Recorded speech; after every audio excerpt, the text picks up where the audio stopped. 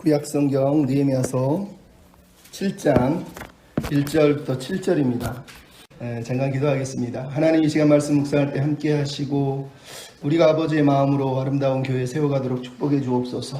여타감 예수님의 이름으로 기도하옵나이다.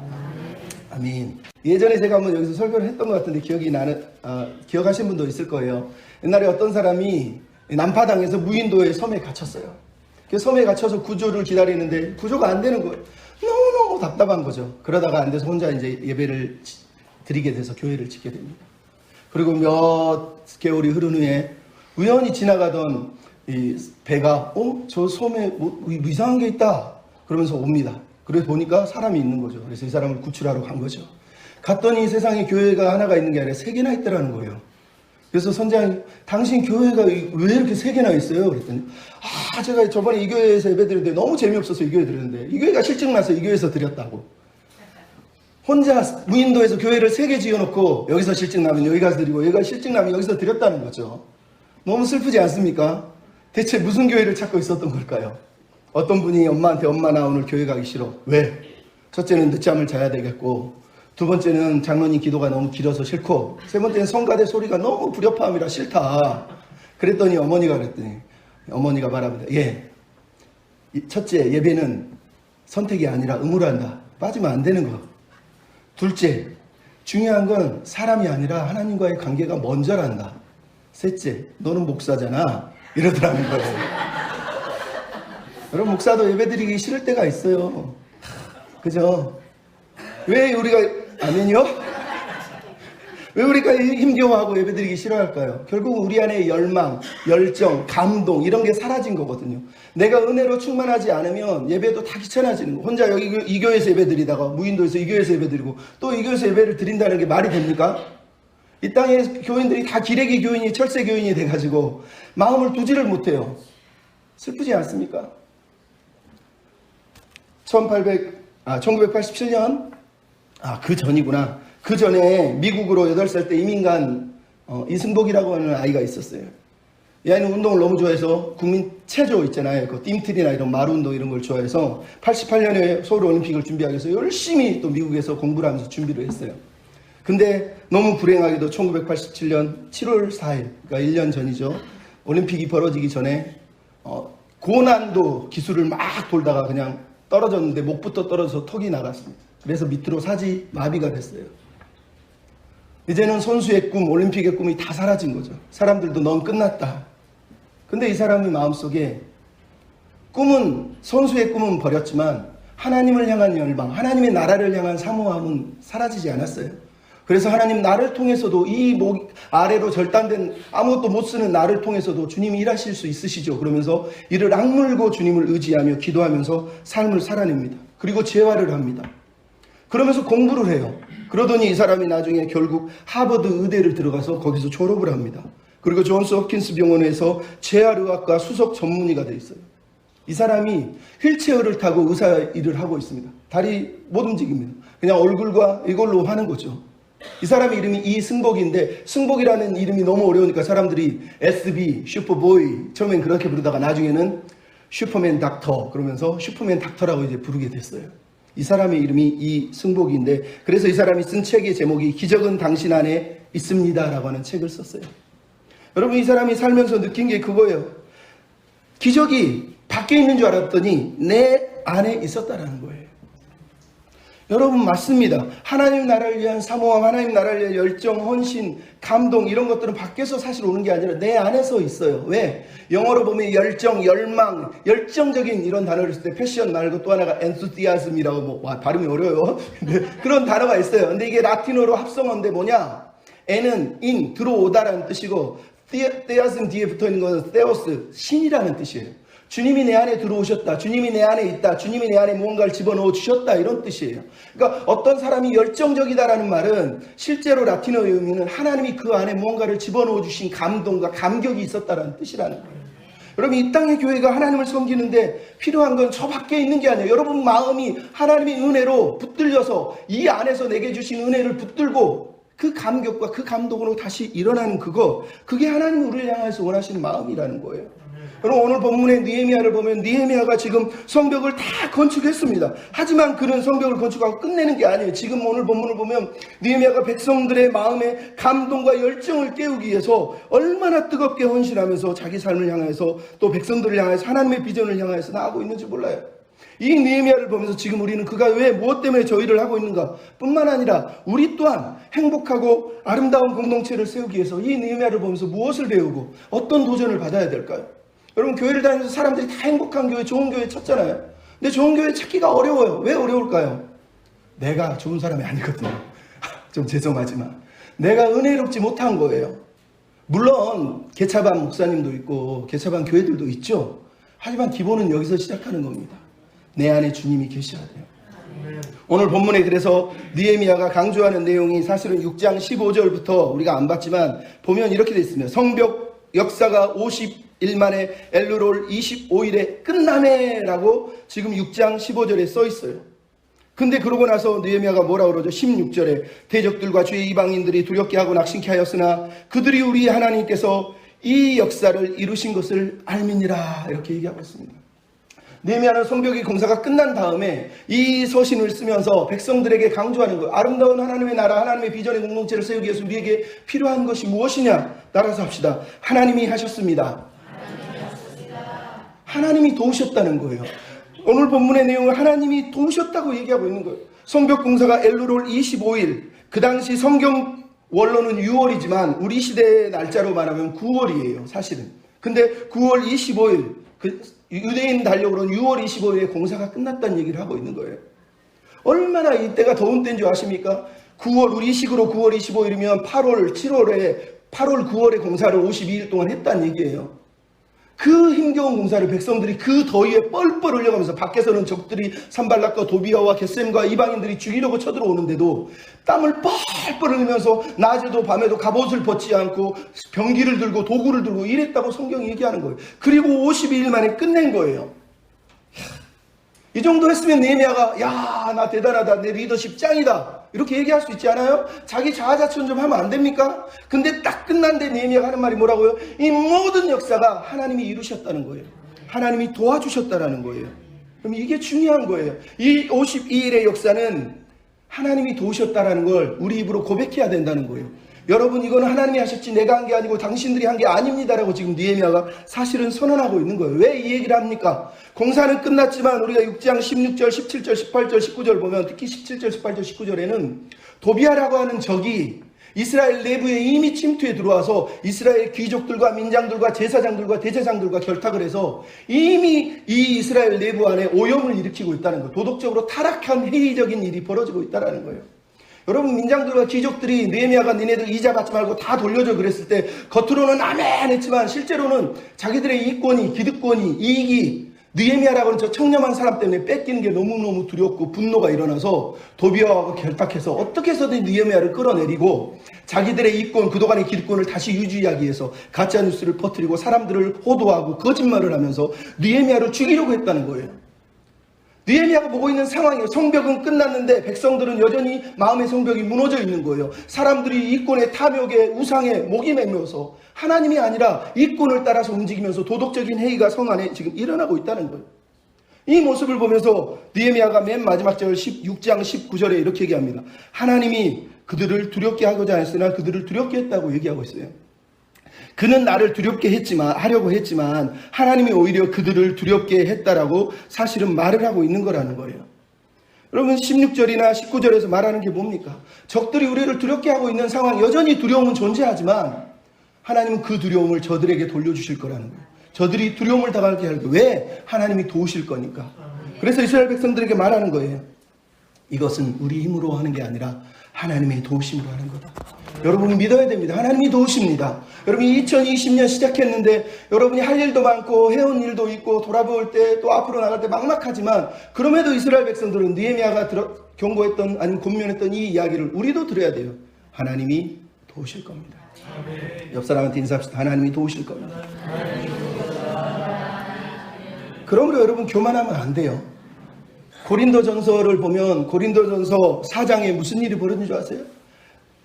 고린도 교회 성도들이 예수를 믿더니 은혜를 받아서 성령이 임하니까 어떤 사람은 방언하고 어떤 사람은 예언하고 어떤 사람은 환상을 보고 어떤 사람은 막 마음대로 사는 거예요. 그러면서 왕노릇을 했어요. 사도 바울 필요 없고 뭐 이러면서 목사들을 다 우습게 여기는 일이 벌어졌단 말이에요. 그때 사도 바울이 고린도전서 4장에 보면 이런 얘기를 합니다. 스키의 4장 7절에 네가 가지고 있는 것 중에 받지 아니한 것이 무엇이냐? 네가 받았은즉 어찌 받지 아니한 것처럼 자랑하느냐? 네가 어떻게 우리의 왕이 되어 왕노릇하려고 하느냐라고 사도 바울이 얘기합니다. 여러분 이게 무슨 얘기인지 아시겠습니까?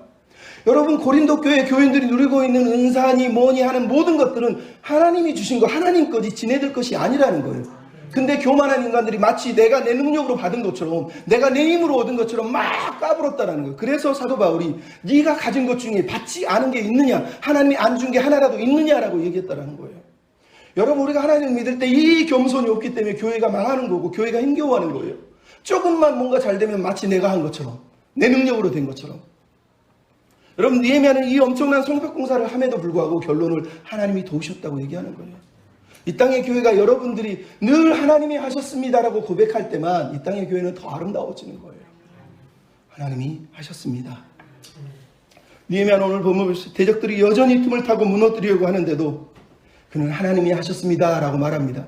하지만 이 말은 그냥 겉으로 드러나는 인사가 아니라는 걸 알 수 있어요. 왜? 하나님이 하셨다는 말은 손을 놓고 그냥 가만히 있는다는 뜻이 아니라 하나님이 하신다고 믿기 때문에 하나님이 도우신다고 믿기 때문에 그 도우심을 의지해서 최선을 다한다는 얘기거든요. 그게 오늘 본문에 이제 1절부터 4절에 등장하는 거예요. 1절부터 4절을 통해서 우리가 보는 게 뭡니까? 따라서 합시다. 공동체를 지켜라. 여러분 하나님이 도우셔서 공동체가 형성이 됐지만 이 공동체는 우리가 또한 지켜내야 된다는 거예요. 그냥 적들이 계속해서 내부에서 분란을 일으켜 무너뜨리려고 하는데 하나님이 하셨습니다 그래놓고 내가 아무것도 안 한다면 그것처럼 어리석은 일이 없다는 거예요. 왜? 하나님을 믿는 사람은 그 하나님을 믿기 때문에 내 삶에 최선을 다하는 거예요. 왜? 하나님이 나를 보고 계시니까. 오늘 본문에 느헤미야가 비던 공동체를 세우기 위해서 성벽이 딱 끝났는데 제일 먼저 뭘 했다고 그럽니까? 1절에 보면 문지기를 세우고 노래하는 세우들 세우고 레위 사람을 세웠다라고 얘기하고 있어요. 그럼 성벽이 끝났잖아요. 느헤미야는 성벽을 건축하러 온 사람인가 아닌가요? 그럼 이제 샴페인도 터뜨리고 축제를 벌이면서 야 축제다 우리가 이 놀라운 일을 했다 그래서 막 박수치며 축제를 벌여야 되는 거 아닌가요? 느헤미야는 그렇게 하지 않았다요. 성벽이 끝나자마자 제일 먼저 한 게 문지기 노래하는 자 레인을 세웠다는 거예요. 여기서 문지기는 분명히 성 10개 성명 문지기만 얘기하는 게 아니라 성전 문지기를 얘기해요. 그럼에도 앞에 성벽이라는 단어를 딱 빼놓고 문지기, 노래하는 자, 레인을 세웠다고 말하는 이유가 뭐겠습니까? 느헤미야가 지금 이 성벽을 세운 이 공동체의 비전이 무엇인지를 선언하고 있는 거예요. 우리가 왜 이 성 안에 들어와서 살고 있는 줄 아느냐? 우리의 목적은 예배하는 거라는 거예요. 하나님의 백성이 돼서 하나님의 언약 백성이 돼서 하나님을 찬양하기 위해서 여기에 우리가 모여 있는 걸 잊어버리지 말라는 거예요. 성벽이 공사가 끝나자마자 샴페인 터뜨리고 즐거워하지 말고 우리가 왜 성벽을 하나님이 짓게 하셨는지 왜 우리가 여기 살고 있는지를 잊어버리지 말자는 거예요. 그게 바로 문지기고 노래하는 자고 레인이라는 거예요. 여러분 교회가 영적 문지기들이 없어가지고 얼마나 시끄럽습니까? 이단이 들어오면 막 쳐들어오는 대로 신천지가 너무 쫓아오는 대로 교회들이 막 팍팍 넘어가고 쓰러지잖아요. 뿐만 아니라 목사님들 보면 막 저기 가면 뭐 가평에 가면 무슨 뭐 통일교회 가서 세미나 듣는 사람도 있고 저 신천지 가서 세미나 듣는 사람들이 얼마나 많습니까? 아니 문지기를 하라고 그랬더니 문지기를 안 하고 이리한테 막 문을 개방해서 막 교회를 넘겨주고 있다는 거예요. 불쌍하지 않습니까? 목회자들이 신학이 없어요. 자기 신학이 없고 배운 거를 믿지를 못해요. 내가 학교에서 배운 것만 그대로 붙들고 살아도 교회가 든든하거든요. 근데 그것조차도 믿지 못해요. 내가 뭔가 부족한가? 뭔가 다른 게 필요한가? 그러다 보니까 이단한테 넘어가는 거죠. 불쌍하지 않습니까? 영적인 문지기는 목회자만 아니라 여러분들이 마찬가지예요. 여기에 나오는 문지기는 아주 낮은 계급의 레인들 말하는 겁니다. 레인들, 찬양하는 사람들, 노래하는 사람들, 문지기를 세웠다는 얘기는 하나님의 공동체가 어느 비전을 향해서 어느 방향을 향해서 나가야 되는지 느헤미야가 딱 선언을 하고 있다는 거예요. 이 땅의 교회는 말씀을 붙들고 영적인 문지기의 비전을 놓으면 안 됩니다. 어떤 교회 성도가 우연히 무당을 만났는데 그 무당이 갑자기 예수를 믿게 된 거예요. 근데 사연을 들어본즉 산에 들어가서 내림굿을 받기 위해서 나는 무당인데 그러면서 매일 내림굿을 하는데 앞에 초에 불을 붙여야 되는데 불이 안 붙는 거죠. 그래서 매일마다 내림굿을 하러 가는데 불이 안 붙는 거예요. 내가 무당이 되면 안 되나 고민하고 어느 날 마지막으로 이번이 마지막이다 그래서 촛불을 붙이러 간 거예요. 근데 아니나 그날따라 또 내림굿이 안 돼가지고 촛불에 불이 안 붙은 거죠. 그래서 나는 무당을 하면 안 되나 보다. 근데 그때 갑자기 마음속에서 어떤 음성이 들리는데 너는 내가 택한 백성이다 이러더라는 거예요. 그래서 그 음성을 듣고 산으로 톡톡 내려오는데 아니다 다를까 우리가 아는 유명한 교회 집사님이 그 여자분이 딱 붙들고 당신 예수를 믿으셔야 됩니다. 그러면서 복음을 전도하다 그 전도를 받고 교회를 다니게 된 거예요. 근데 무당이니까 뭐예요? 집은 여전히 무당 그 다 가득 차 있는데 목사님 우리 집에 신방을 와주세요. 목사님이 신방을 가는데 왜 그분이 어떤 분이냐 무당인데 집에 신을 모시고 사는 사람이라고 막 그러면 아직도 신을 모신다는 목사님이 놀래가지고 그런 사람이 어딨냐고 그러면서 탁 신방을 갔더니 아나 다를까 무당 집이니까 막 온갖 초록색 막 온갖 알록달록한 색을 탁 걸어놓고 막 종소리 땡땡땡땡 하면서 당신 신이 어디 있습니까? 저 병풍 뒤에 있습니다. 저 병풍 뒤에 신이 너무너무 무섭습니다. 조심하셔야 됩니다. 이러는 거예요. 그래서 목사님이 진짜로 신이 있어요. 막 벌벌 떨면서 병풍에 가가지고 병풍을 확 젖혔더니 거기에 배 볼록 나온 할아버지 마네킹이 있더라는 거예요. 이런 그래도 그걸 꺼내가지고 때려 부숴서 불태워버렸다고 그럽니다. 그럼 교회를 다녀도 여전히 옛신앙, 옛습관, 가짜에 붙들려 사는 사람이 너무 많아요. 이 땅의 교회가 영적인 문제가 돼서 이런 어리석음들을 깨뜨려 부숴야 되는 거 아니겠습니까? 느헤미야가 지금 찬양대 노래하는 사람들 레인을 세웠대잖아요. 여러분 이게 어디 나온 줄 아세요? 여호사밧이 역대하 20장에 보면 모압과 암몬과 에돔이 지금 오늘 느헤미야하고 똑같은 적들이 이스라엘을 공격하러 왔어요. 근데 그때 하나님이 여호사밧 임금에게 선지자 아하시엘을 보내가지고 뭐라고 그러냐면 너희는 전쟁하러 가지 말고 찬양대를 구성해라. 하나님 찬양대를 구성하라고요? 근데 여호사밧이 그걸 순종합니다. 그래서 백성들에게 우리는 하나님의 말씀을 신뢰하고 하나님의 뜻에 순종해야 된다. 찬양대를 결성합시다. 그러면서 전쟁하러 가는 마당에 찬양대를 구성해서 전쟁하러 나가서 찬양을 부릅니다. 성경이 어떻게 됐다고 그러죠? 그들이 찬양하니까 하나님이 적들을 부셔뜨렸다고 얘기하고 있어요. 여러분 그 교훈이 오늘 본문의 교훈하고 똑같은 거예요. 느헤미야는 알고 있어요. 우리가 여전히 위기 가운데 있고 대적들 가운데 둘러싸여 있지만 이 공동체를 살리는 길은 예배가 살아나는 거예요. 하나님을 의지하는 백성들, 하나님의 도우심을 여전히 믿고 사는 사람들이 필요한 거예요. 그러기 위해서 하나님을 바라볼 수 있도록 지금 찬양하는 사람들을 세운 거란 말이죠. 거기다가 두 번째로 뭘 했습니까? 하나님과 하나나라고 하는 사람을 예루살렘의 리더, 최고의 지도자로 세웠다는 거예요. 여러분 하나님은 느헤미야의 동생인데 우리식으로 말하면 이거 뭐야? 자기 최측근을 세웠어 그러면서 막 코드 인산에 난리칠 거 아닙니까? 근데 여러분 하나님은 그런 사람이 아니에요. 우리식으로 성경을 보는 사람은 아주 눈이 뭔가 잘못된 사람이에요. 여러분 페르시아에서 비서실장을 하면서 아주 부유하게 사는 페르시아의 느헤미야를 찾아온 사람이 동생 하나니에요. 동생은 늘 예루살렘에 가가지고 예루살렘의 형편을 보고 무너진 예루살렘을 보면 아파하고 하나님의 꿈이 깨어진 나라를 보면서 아파했던 사람이라는 거예요. 그래서 느헤미야가 하나니를 세운 거예요. 왜? 이 도성은 하나님의 꿈과 비전으로 세워져야 되기 때문에 하나니를 세운 거예요. 또 하나는 하나냐를 세웠어요. 하나냐는 이름이 비슷하지만 이 사람은 영문 관원이라고 그랬어요. 말단 관리라는 얘기예요. 아주 하급 직원이라는 얘기예요. 근데 이 관리 하나를 예루살렘의 최고의 지도자로 하나니와 어깨를 나나냐로 세웠다는 거예요. 왜 하나냐를 세웠다고요? 그가 충성스럽고 여호와를 경외했다라는 거예요. 여러분 그가 사람을 세우는 이유가 문지기를 세우고 찬양대를 세우는 이유하고 동일한 거예요. 우리가 이 나라를 이 공동체를 세우기 위해서 필요한 건 아름답고 건강한 공동체가 되는 건 모두가 하나님을 경외하는 충성스러운 백성이 될 때라는 거예요. 그 마음을 가진 사람을 지금 여기에 그래서 딱 갖다 놓고 있는 거라는 거예요. 뿐만 아니라 마지막으로 뭔 얘기를 합니까? 문지기들에게 해가 높이 뜨기 전에는 문을 열지 말고 해가 지기 전에 미리 문을 닫아버려요. 말 그대로 12시에서 3시 사이만 문을 열어버리고 닫는 거예요.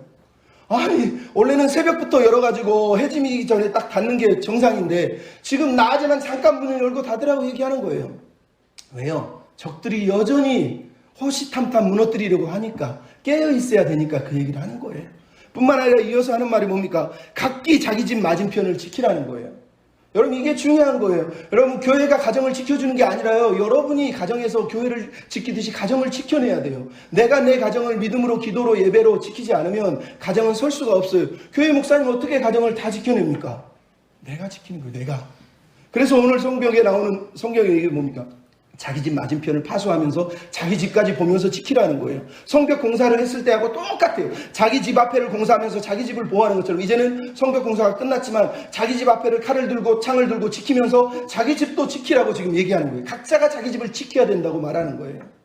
여러분, 가정이 왜 무너질까요? 가정은요, 하나님이 세운 가장 아름다운 공동체이지만 그 가정은 말 그대로 용서와 사랑이 필요한 것이 가정이기 때문에. 왜 아담과 하와가 둘이 옷을 벗었는데 부끄러워하지 않죠? 그게 가정인 거예요. 서로가 서로의 부끄러움을 다 용납할 수 있는 것이 오직 가정이기 때문에 그래요.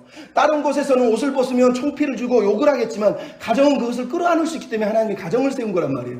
근데 이 땅의 교회는 뭡니까? 가정들이 서로가 미워하고 시기하고 허물을 덮어주는가? 저것 때문에 싫어, 저것 때문에 싫어, 저것 때문에 싫어 이러면서 살고 있는 거 아닙니까? 지금 오늘 느헤미야가 말하는 거예요. 아름다운 공동체를 세우기 위해서 성벽을 세우는 건강한 공동체도 필요하지만 가정은 내가 지켜야 된다는 거예요. 우리가 건강한 가정을 세워야 된다는 거예요. 내가 내 힘으로 버텨야 된다는 거예요. 여러분, 내 허물도 못 안아주는 아내가 남편이 무슨 가정입니까? 딴 사람들은 안 받아주지만 가정에서는 내 부인이 내 남편이 나를 이해해주고 안아주는 게 정상인 거죠. 하나님이 그래서 가정을 세운 거라는 거예요. 근데 우리는 그것을 못하고 있는 거예요. 저도 못해봤지만 그래서 하려고 하고 있는 거고. 우리가 그렇게 살지 않으면 이 땅의 교회가 건강해지지 않으면 다 병들고 아픈 사람이 와서 여기서만 신음하면서 끝나버리면 어떻게 할 거예요? 치유됐으면 가정도 치유받아야 되지 않겠어요? 우리에게 그런 은혜가 필요한 거예요. 어느 신부님이, 우리 얘기는 아니에요. 가톨릭이니까. 고해성사를 봤는데 교인들이 와서 얘기를 하는데 가만히 들어보니까 제가 외도를 했습니다. 제가 외도를 했습니다. 아니, 신부님이 몇 년을 해보니까 성도들 중에 애도한 사람이 너무 많다라는 거예요. 근데 신부가 그 얘기를 듣고 있자니 너무 힘든 거예요. 그래서 다음부터 오실 때 외도했다고 말씀하시지 말고 제가 넘어졌습니다, 이렇게 얘기하라고 가르쳤어요. 그때부터 성도들이 신부님한테 제가 넘어졌습니다. 근데 신부님이 딴 데로 전출 가고 새로운 신부가 왔어요. 그 새로운 신부는 그것도 얘기를 깜빡하고 못해줘가지고 와서 고해성사를 봤는데 성도들이 와가지고 제가 넘어졌어요. 제가 넘어졌어요. 빨리 나으시기를 기도합니다. 그러고 기도해 주고, 그러고 나서 안 되겠다. 다 아니나 다를까 교회 시장이 또 교회를 다니니까, 성당을 다니니까 시장을 찾아가, 시장님, 이 도로를 좀 고치라고. 왜요? 도로가 문제가 생겨. 아니, 우리 교회 성도들이 다 와가지고 넘어졌다고 그러잖냐고. 그랬더니 이 사람은 아는 거예요, 장로는. 왜냐하면 신부가 얘기했어요. 넘어졌다는 게 그 뜻이 아닌데. 그래서 하다 킥킥킥 막 웃었어요. 그랬더니 왜 웃으시냐고. 시장님, 사모님도 2번이나 넘어졌다고 그랬어요.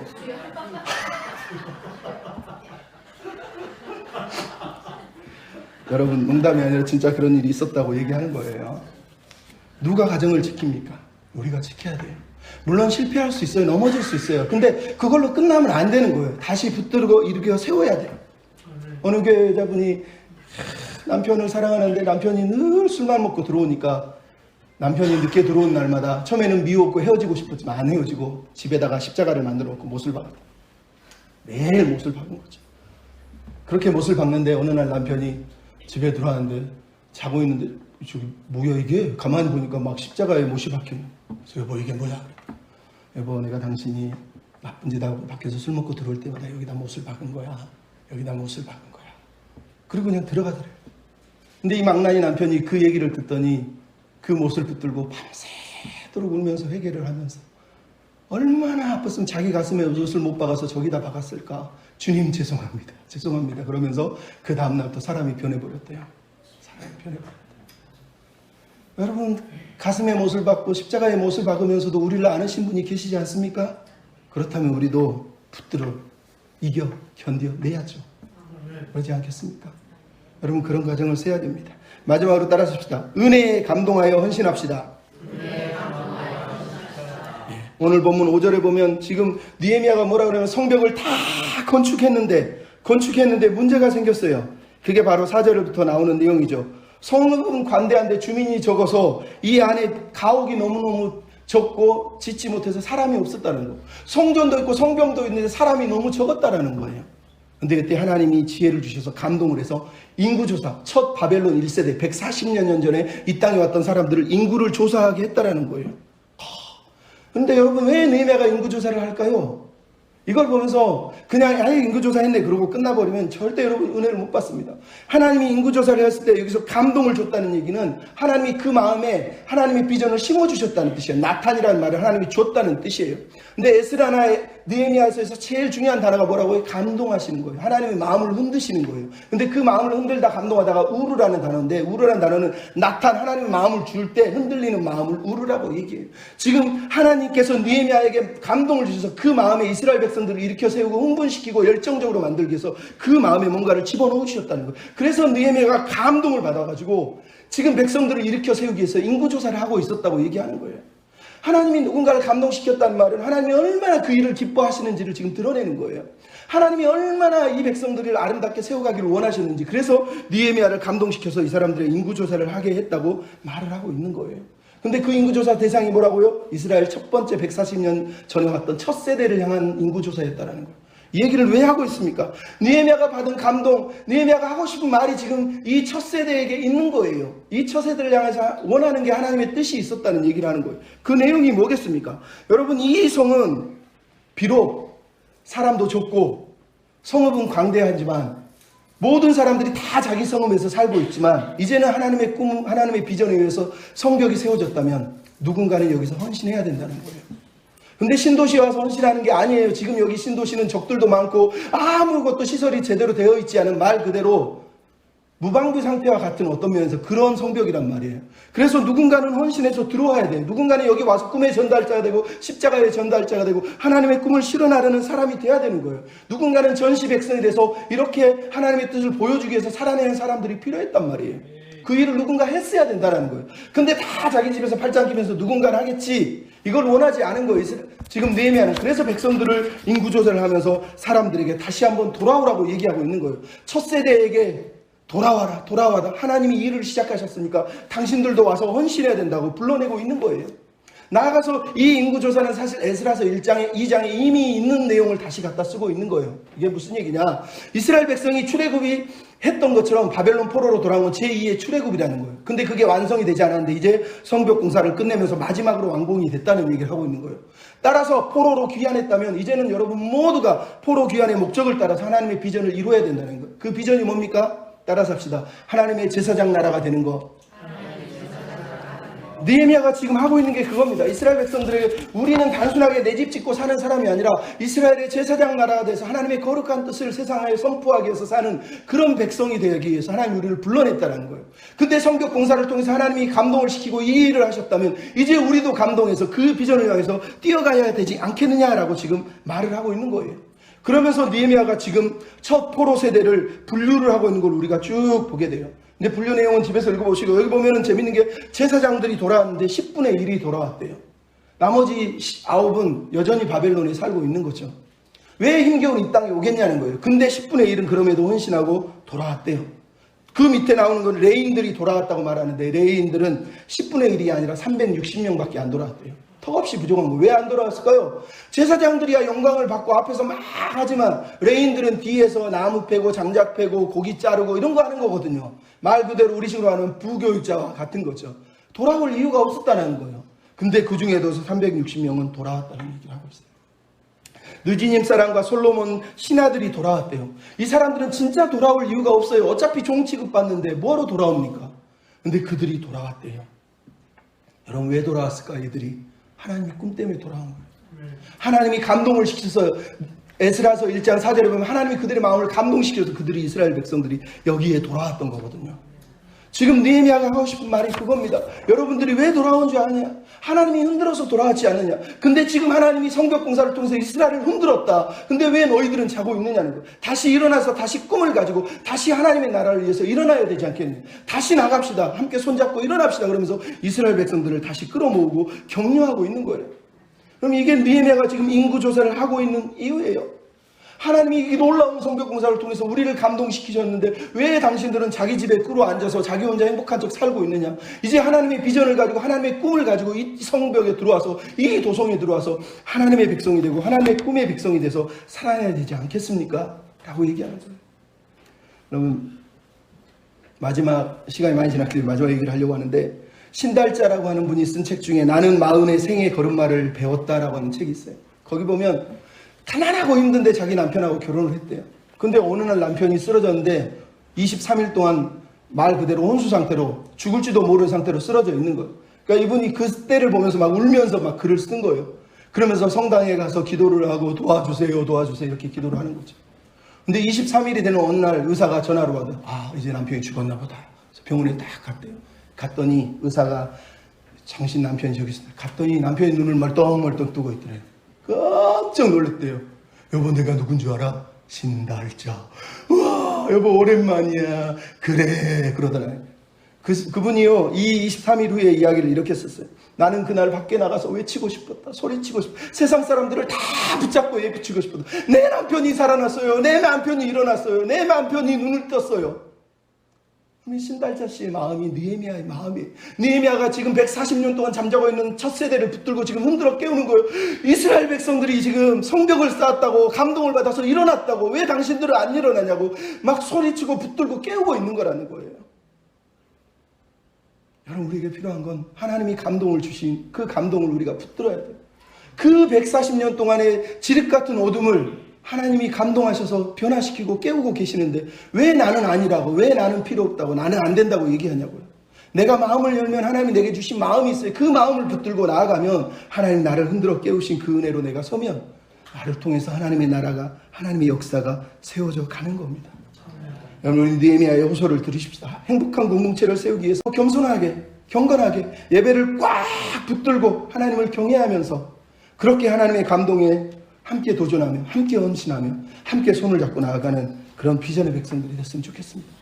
그 감격으로 주님이 부르신 날까지 승리하며 나갔으면 좋겠습니다. 우리 같이 손을 잡고 찬양합시다. 하나님, 우리가 손을 붙들고 함께 나아갑니다. 인도해 주시옵소서. 우리 함께 손잡고 가세. 조금 느리고 조금 느리고 어려울지라 주님 부르신 그 감격 붙자 손잡고 함께 가세. 우리 함께 손잡고 가세. 때론 더디고 힘겨울지라도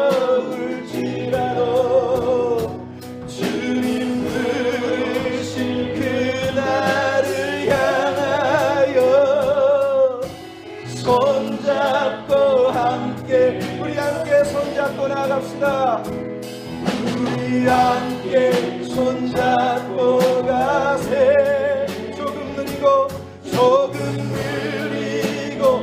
어려울지라도 주님 부르신 그 감격 붙잡고 손잡고 함께 가세. 우리 손잡고 함께 가세.